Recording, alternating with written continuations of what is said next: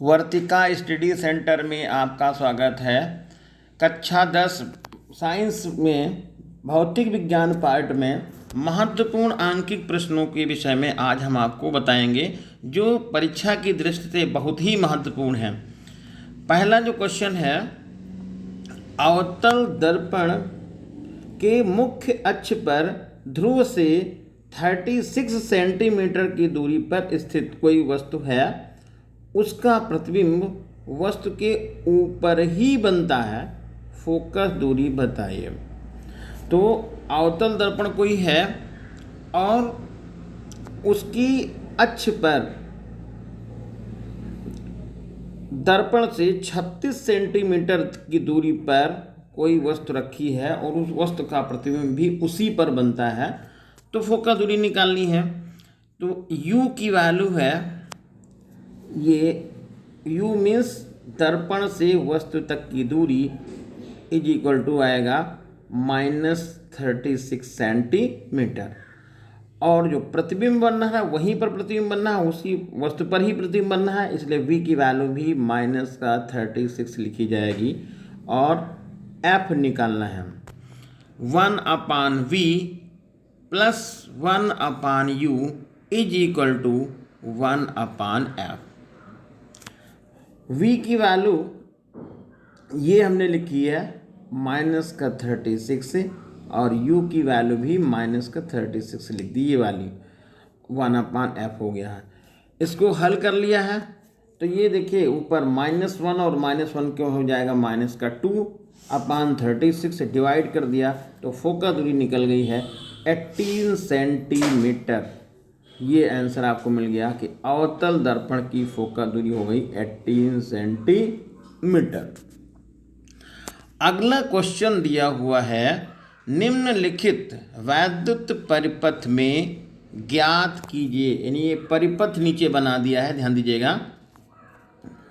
ये परिपथ बना हुआ है, यहाँ पर A लिखा हुआ है और यहाँ पर B लिखा हुआ है।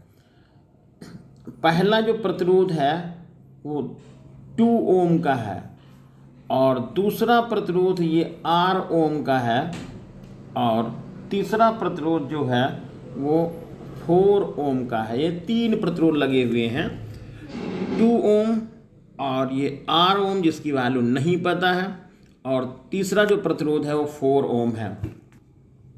इसमें जो करंट फ्लो हो रहा है, यानी कि धारा जो बह रही है 1.5 एम्पियर बह रही है। आपसे पूछा गया है प्रतिरोध R का मान कितना है, यानी ये प्रतिरोध जो लगा रखा सेकंड नंबर पर, इसकी वैल्यू कितनी है। और सेकंड नंबर में पूछा गया है कि A और B के बीच में पोटेंशियल डिफरेंस कितना है, यानी कि विभवांतर कितना है। तो ध्यान दीजिएगा, ये जो करंट फ्लो हो रहा है यहाँ पे 1.5 एम्पियर, वो पहले प्रतिरोध से भी जा रहा, दूसरे से भी जा रहा और तीसरे से भी जा रहा। इसका मतलब करंट तो तीनों में एक ही जा रहा है और दूसरे जो प्रतिरोध का जो पोटेंशियल डिफरेंस यानी विभवांतर है वो 1 वोल्ट है। तो जैसा कि आपको पता है, यदि विभवांतर आपको मालूम हो जाए और करंट पता चल जाए तो R की वैल्यू मालूम हो जाएगी। कैसे मालूम होगी? ओम का नियम आपको बताता है V is equal to I into R. देखिए यहाँ पर I की वैल्यू भी लिख दी है और V की वैल्यू भी यहाँ पर 1 वोल्ट लिखी है। तो V is equal to I into R. I के स्थान पे आपने I की वैल्यू 1.5, V के स्थान पे 1.0 लिखा और R का जो मान निकाल लिया है वो हो जाएगा 1.0/1.5। तो R इज इक्वल टू हो जाएगा 1.0/1.5। पॉइंट हटाइएगा, ये भी पॉइंट हट जाएगा, 10/15 आएगा। डिवाइड कर दिया 5 से, 5 2 जा 10 हो गया और 5 3 जा 15 है। तो R का मान निकल गया है 2/3। अब AB के बीच में विभवांतर निकालना है। तो जैसा कि आपको पता चल गया, AB के बीच जो टोटल रेजिस्टेंस, ये तीनों श्रेणी क्रम में लगे हुए हैं, तो आप इनका रेजिस्टेंस पता करिएगा। तो रेजिस्टेंस देखिए आएगा, कुल प्रतिरोध पहले नंबर पे आपका 2 ओम लग रखा है, क्योंकि श्रेणी क्रम में रेजिस्टेंस की जो वैल्यू होती है, फार्मूला बनता है R is equal to R1 plus R2 plus R3। R1 का मान आपको 2 ओम दिया हुआ है, R2 का मान आपने 2/3 के रूप में पता कर लिया है और R3 का मान 4 ओम के रूप में दिया हुआ है। इन तीनों को आपको ऐड करना था, तो ऐड करके आपने लिख लिया है। ऐसे चाहे इसको ऐड कर सकते थे, चाहे एलसीएम लेके करिएगा। यहाँ पर 4 और 2 मिलके 6 हो जाएगा, इसको अलग कर लिया है, प्लस 2/3 हो गया है। आप 3 और 6 का मल्टीप्लाई करेंगे 18 आएगा, प्लस का इसमें 2 ऐड करेंगे तो 20/3 ओम ये रेजिस्टेंस निकल गया है। परिपथ का कुल ये जो है रेजिस्टेंस इतना है। करंट कितनी जा रही है? करंट जा रही थी 1.5। फिर आप फार्मूला रिवाइज करिएगा, V is equal to I into R. I की वैल्यू 1.5 है और आर की वैल्यू जो अभी आपने निकालनी कितनी 20/3 20/3 लिख लिया, पॉइंट हटा दिया, यहाँ पर 0 बढ़ गया है। अब इसको डिवाइड कर दिया, पहले आपको इसमें 15 से डिवाइड किया, 15 1 जा 15, 15 2 जा 30, 2 1 जा 2 और 2 ये आपका 10 आ जाएगा। तो वोल्टेज निकल गया कितने वोल्ट? 10 वोल्ट निकल गया है। अगला जो क्वेश्चन नंबर 3 है, ये बहुत इम्पॉर्टेंट क्वेश्चन है, बहुत बार रिपीट हुआ है ये। दो प्रतिरोध 3 ओम और 5 ओम के हैं, इन्हें किसी सेल से जोड़ने पर कौन सा प्रतिरोध अधिक गर्म होगा? तो कौन सा भैया प्रतिरोध अधिक गर्म होगा? ध्यान दीजिएगा कि ये नंबर 1 कहा श्रेणी क्रम में जोड़ने पर। तो श्रेणी क्रम में जैसा कि आपको अभी बताया गया था कि श्रेणी क्रम में भाई ऐसे जोड़ता ना, एक रेजिस्टेंस ये हो गया और एक रेजिस्टेंस ये हो गया। तो श्रेणी क्रम में जो धारा का जो मान होगा, वो धारा जो फ्लो होगी वो एक के धारा, यानी जो धारा यहाँ से जाएगी वही धारा इसमें से जाएगी। तो हम ऐसे भी बोल सकते हैं कि श्रेणी क्रम में जब जोड़ा जाएगा दोनों प्रतिरोधों को, तो उनमें धारा का मान समान होगा या एक ही होगा। तो जैसा कि आपको पहले से पता है, यदि किसी प्रतिरोध में धारा बहती है तो उसमें प्रभाव दिखाता है। तो फार्मूला होता है H is equal to I square R into T. Formula बनता है H equal I square R into T. अब H जो है वो R के अनुक्रमानुपाती हो गया, क्योंकि I तो दोनों में कांस्टेंट है, T भी तो कांस्टेंट है कि दोनों के लिए रहेगा। तो H समानुपाती R के हो गया। तो R का मान जो ज़्यादा होगा वही ज़्यादा गर्म होगा, यानी कि 5 ओम का रेजिस्टेंस वो क्या होगा? ज़्यादा गर्म होगा, उत्पन्न ऊष्मा ज़्यादा देगा। ठीक है। अगला जो क्वेश्चन आ रहा है, जब इनको कह रहे हैं समांतर क्रम में जोड़ा जाता है, तो आप समांतर क्रम में जोड़ने पर क्या होता है? तो समांतर क्रम देखिए ऐसे बनता है, जैसे ये प्रतिरोध आपने लगा दिया और एक प्रतिरोध ये लगा दिया, दोनों के सिरे हम ऐसे ऐड कर दें और ऐड करने के बाद फिर यहाँ पर कोई पोटेंशियल डिफरेंस लगा दें, ये चीज़ है। तो समांतर क्रम में ये बात करेंगे कि समांतर क्रम में जो विभवांतर होता है, जिसको हम पोटेंशियल डिफरेंस कहते हैं, वो हमारा क्या होता है? इक्वल होता है। ठीक है। तो जो वो इक्वल हो गया तो फार्मूला आपका बन जाएगा, समांतर क्रम में हम फार्मूला लिखते हैं H बराबर V स्क्वायर अपार R इंटू टी। तो V तो सबके लिए कॉमन चला गया भाई, V तो दोनों के लिए सेम हो गया, टाइम भी सेम हो गया, R के अपोजिट में हो गया। तो R का मान यदि कम होगा तो ऊष्मा ज़्यादा उत्पन्न हो जाएगी, और R का मान ज़्यादा होगा तो ऊष्मा कम हो जाएगी, और आपसे ज़्यादा ऊष्मा पूछी जा रही है, तो इसलिए जो 3 ओम का प्रतिरोध होगा उसमें ऊष्मा ज़्यादा उत्पन्न होगी, यानी वो ज़्यादा गर्म होगा 5 ओम से।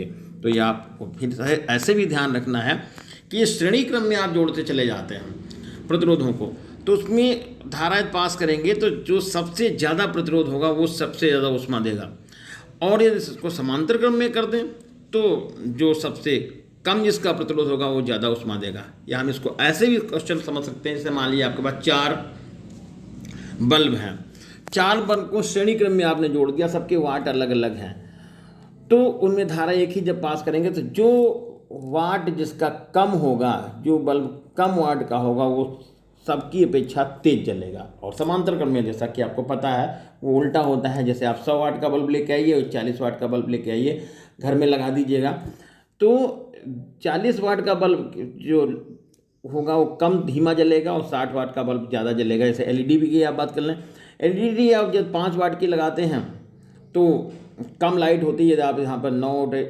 वाट की लगा दें तो क्या होगा? ज़्यादा हो जाएगी। तो ऐसा याद रखेंगे, जिसका वाट ज़्यादा होता है वो एक समांतर क्रम में जोड़ेंगे तो ज़्यादा ऊष्मा देगा। अगले क्वेश्चन पे चलते हैं। एक उत्तल दर्पण की फोकस दूरी 15 सेंटीमीटर है। एक वस्तु इसके मुख्य अक्ष पर ध्रुव से 30 सेंटीमीटर की दूरी पर रखी हुई है। वस्तु के प्रतिबिंब की स्थिति बताइए। तो जैसा कि आपको पता है उत्तल दर्पण में दो कंडीशन में प्रतिबिंब बनता है। यदि वस्तु अनंत पर रखी होती है उत्तल दर्पण के सामने तो उसका प्रतिबिंब फोकस में बनता है, और यदि अनंत के अंदर कहीं भी आ रही है तो उसका प्रतिबिंब फोकस और दर्पण के बीच में बनता है। तो हम ये कह सकते हैं कि उत्तल दर्पण में प्रतिबिंब दर्पण और फोकस के बीच में बन सकता है, या तो दर्पण के फोकस के बीच में बनेगा, या लास्ट कंडीशन होगी कि यहाँ पर फोकस पर बनेगा। तो इसमें दिया गया है ये उत्तल दर्पण की फोकस दूरी है 15 सेंटीमीटर, तो आपने तुरंत लिख दिया है F = 15 सेंटीमीटर। वस्तु की दूरी लिखी है, वस्तु दूरी है 30 सेंटीमीटर की दूरी पर, U = -30 लिख दिया है। V की वैल्यू फाइंड करनी है 1/V + 1/U = 1/F। ये दर्पण के लिए U, V और F में रिलेशन होता है, संबंध होता है। तो यहाँ पर V की वैल्यू आपने को निकालनी है, तो V की जगह पे V लिख दिया है। U का मान -30 लिख दिया है, तो ये -30 लिख दिया V की वैल्यू, ये U की वैल्यू -30 हो गई। F का मान निकल के आया है कितना 15, देखो दिया हुआ है F की वैल्यू कितनी है 15, यहाँ से देखिए ये 15 है। अब 1/V इसे ट्रांसफर कर लेंगे तो ये 1/15 रहेगा, और प्लस का ये आ जाएगा 1/30। एलसीएम ले लेंगे तो 15 और 30 का एलसीएम 30 जाएगा। 15 से 30 को डिवाइड करेंगे तो 2 बार टेबल लगेगी, 2 + 1 आ जाएगा, और 1/V = हो जाएगा 2 + 1 यानी कि 3, और 30 नीचे रह जाएगा। डिवाइड कर दिया है 3 से तो 10 आ जाएगा। 1/V = 1/10, 1/V = 1/10 आ जाएगा। तो जो प्रतिबिंब बनेगा वो दर्पण से 10 सेंटीमीटर दूर यानी कि पीछे की तरफ बनेगा। और प्रतिबिंब कैसा बनेगा, आभासी प्रतिबिंब बनेगा। जैसा कि आपको पहले पता है कि उत्तल दर्पण में जो प्रतिबिंब बनता है आभासी, छोटा और सीधा बनता है। अगला जो क्वेश्चन नंबर 5 है, ये चित्र बना हुआ है ये परिपथ में। यहाँ पर एक 2 वोल्ट का सेल लगा रखा, ध्यान दीजिएगा ये 2 वोल्ट विभवांतर का कोई सेल है, और यहाँ पर एक ये रेजिस्टेंस देखिए, ध्यान दीजिएगा 1 ओम का है, और ये यहाँ पर 2 ओम का रेजिस्टेंस है, और यहाँ पर एक 3 ओम का रेजिस्टेंस, 1 ओम का रेजिस्टेंस है, नहीं 1, 2 और 1 ओम का रेजिस्टेंस है। और यहाँ पर ये 4 ओम का रेजिस्टेंस यहाँ पर दिख रहा है आपसे। अब कहा क्या गया है, पूछा गया है आपसे AB के बीच प्रतिरोध बताइए। A पॉइंट यहाँ पर देखो दिख रहा है, B यहाँ दिख रहा है, तो AB के बीच में आपको प्रतिरोध बताना है, AB और AB के बीच में प्रतिरोध निकालना है। फिर है धारा I की वैल्यू बताइए, नहीं परिपथ में धारा कितनी निकालनी वो आपको पता करना है। फिर कहा है यहाँ पर 2 ओम प्रतिरोध में करंट कितना फ्लो हो रहा है वो बताना है, और साथ में ये भी बताना है कि 2 ओम प्रतिरोध के बीच में यहाँ पर विभवांतर कितना है वो आपको निकालना है। तो देखिए सबसे पहले AB के बीच में प्रतिरोध निकालना है, तो आपको ध्यान रखना है यहाँ पर ये A दिख रहा है और ये दिखा है B। अब A और B में ये आप थोड़ा सा ध्यान दीजिएगा, तो यदि A पर यहाँ से आगे थोड़ा सा बढ़ेंगे, इस पॉइंट से धारा जाने के मार्ग 2 हो गए, एक I1 धारा जा रही है, एक I2 हमने ऐसे जैसे मान लिया है। I1 धारा इन तीनों प्रतिरोधों से होकर ऐसे गुजर के यहाँ पर आ जाएगी, और I2 इधर सीधे एक से होकर के इधर आ जाएगी। तो हम ये कह सकते हैं कि ये 1 ओम रेजिस्टेंस और 2 ओम और 1 ओम, ये तीनों प्रतिरोध जो हैं वो श्रेणी क्रम में जुड़े हुए हैं। तो श्रेणी क्रम में तीनों जुड़े हुए हैं, तो इनकी वैल्यू श्रेणी क्रम का फार्मूला बनता है R = R1 + R2 + R3। R1 के स्थान पे आपने 1 लिख दिया है, R2 के स्थान पे 2 लिखा है, और R3 के स्थान पे 1 लिख दिया है। तो ये देखिए यहाँ पर आपको आंसर मिल गया है 1 + 2 + 1 मिलके 4 ओम, यानी कि ये 4 ओम प्रतिरोध हो गया।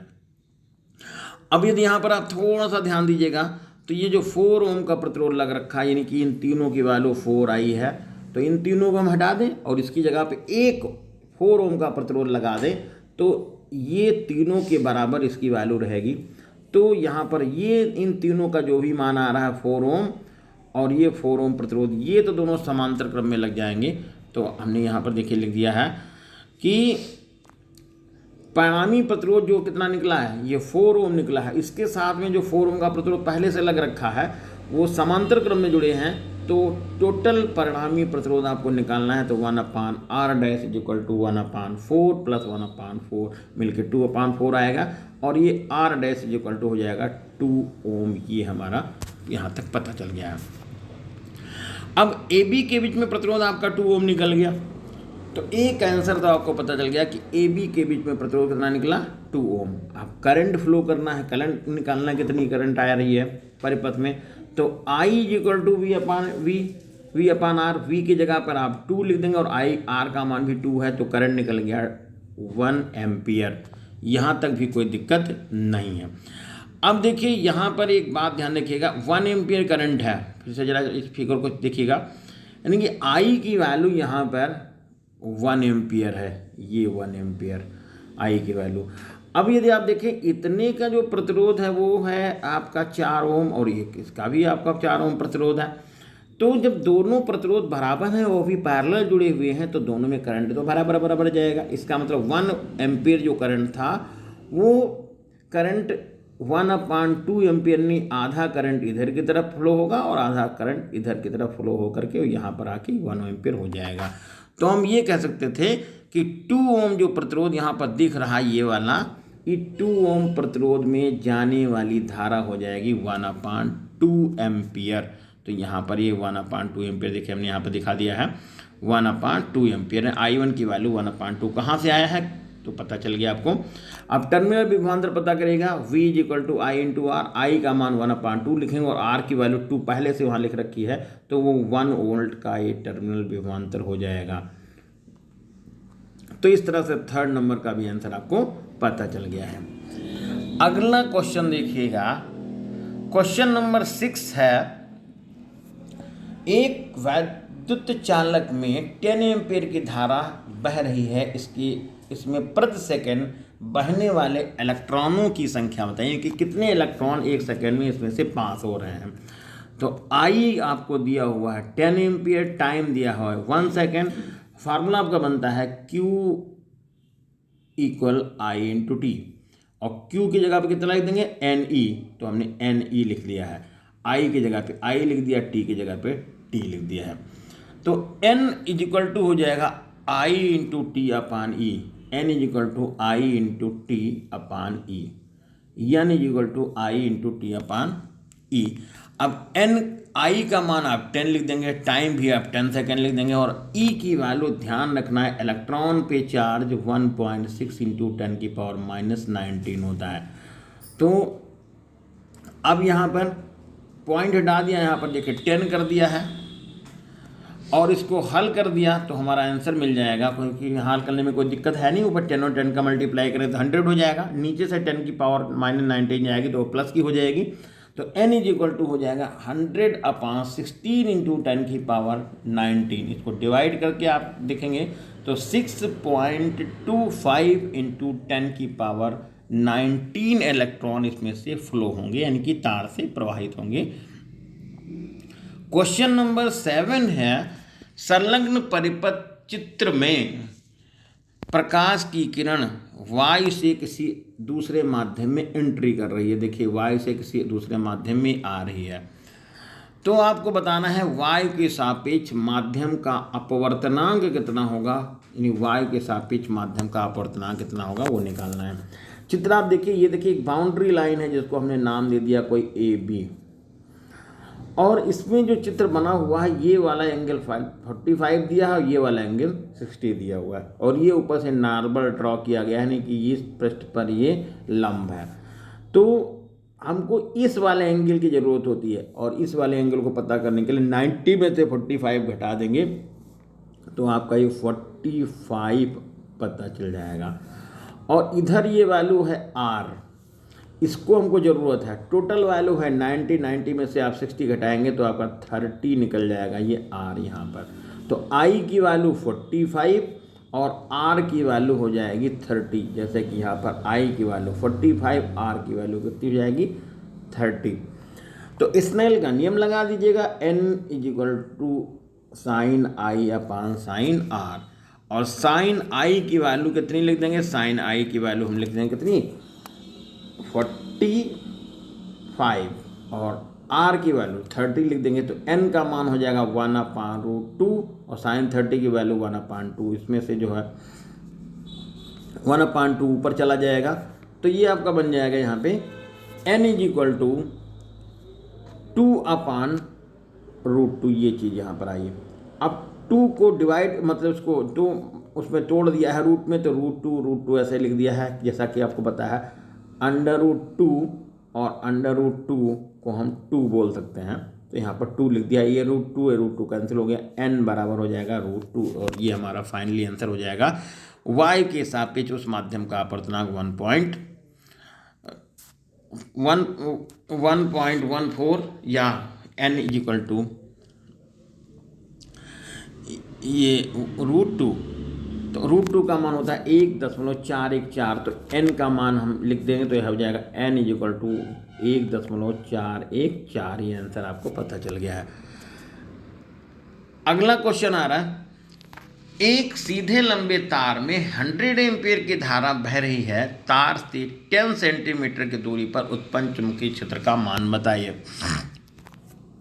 तो I की वैल्यू यहाँ पर है कितनी, I की वैल्यू है यहाँ 100 और R की वैल्यू कितनी है 10, और 10 को सेंटीमीटर में था, इसको मीटर में कन्वर्ट कर लिया है, 10 × 10⁻²मीटर।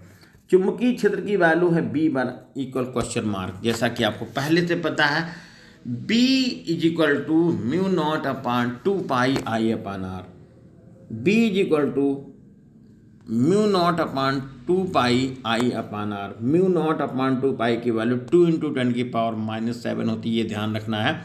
I की वैल्यू 100 लिख देंगे, सेंटीमीटर की जगह पे 10 × 10⁻² मीटर डाल देंगे और इसमें हल कर लेंगे। देखिए यहाँ पर जो है 100 का 1 0, 10 का 1 0 तो कैंसिल आउट हो गया। अब ऊपर जब जाएगा तो ये पावर आपकी यहाँ पर देखिए 2 × 10⁻⁷ तो हमने पहले से उतार लिया है। ये वाला 10 जिसका 10 लिखा नीचे से ऊपर जाएगा, पावर का साइन बदल जाएगा, तो 2 × 10 की पावर, ये देखिए यहाँ पर 2 और 1 मिलके हो जाएगा 3, 7 में से 3 घटा देंगे तो यह हो जाएगा आपका -4 और आंसर मिल जाएगा B = 2 × 10⁻⁻4 न्यूटन प्रति एम्पियर मीटर। अगला क्वेश्चन है, जल में प्रकाश की चाल 2.25 × 10⁸ मीटर पर सेकंड है। यदि जल का अपवर्तनांक 4/3 है तो निर्वात में प्रकाश की चाल बताइए। तो यहाँ पर ANW दिया हुआ है, ये आपको 4/3 और जल में प्रकाश की चाल ये 2.25 × 10⁸ मीटर प्रति सेकंड, और निर्वात या वायु में प्रकाश की चाल C आपको पता करनी थी। जैसा कि आपको फार्मूला पता है, ANW = वायु में प्रकाश की चाल और अपान जल में प्रकाश की चाल। तो ANW की वैल्यू हो जाएगी 4/3, ये 4/3 हो गया है। C की जगह पे हमने C लिख लिया है, और जल में प्रकाश की चाल यहाँ पर 2.25 × 10⁸ है। 3 से इसको डिवाइड कर दिया है, 3 × 1 = 3, ये पॉइंट लगा देंगे, 3 की टेबल 22 में 7 बार लगेगी, 1 बचेगा, 15 हो जाएगा। अब यहाँ पर क्रॉस गुणा कर लेंगे तो C = 0.75 × 4 × 10⁸, और ये हमारा मल्टीप्लाई करने पर निकल जाएगा 3.0 × 10⁸ मीटर प्रति सेकंड। क्वेश्चन नंबर 10 है, 250 वोल्ट तथा 5 एम्पियर फ्यूज वाले परिपथ में 25 वाट यानी 25 वाट के कितने बल्ब जल सकते हैं। तो जैसे हम ये मान लें परिपथ की पहले पावर पता करिएगा, तो ये मान लीजिए माना कि इसमें n बल्ब जल सकते थे, तो पावर पता करेंगे P = V × I। P यहाँ पे लिखे, V की जगह पे 250 लिखे और I का मान 5 लिखिएगा, तो P = 1250 वाट। और P की जगह पर यहाँ पर कितने बल्ब जल सकते हैं, आपने n बल्ब मान लिए हैं, तो 25 into n is equal to 1250। तो n is equal to 50 bulb, यानी 50 बल्ब इस परिपथ से आराम से आसानी से जल सकते हैं बिना कोई नुकसान हुए।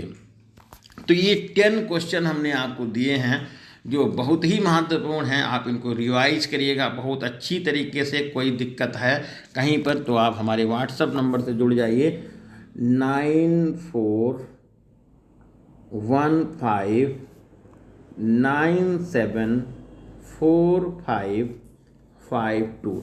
इस नंबर से आप जुड़ जाइए और हमसे जो है PDF प्राप्त कर सकते हैं। धन्यवाद।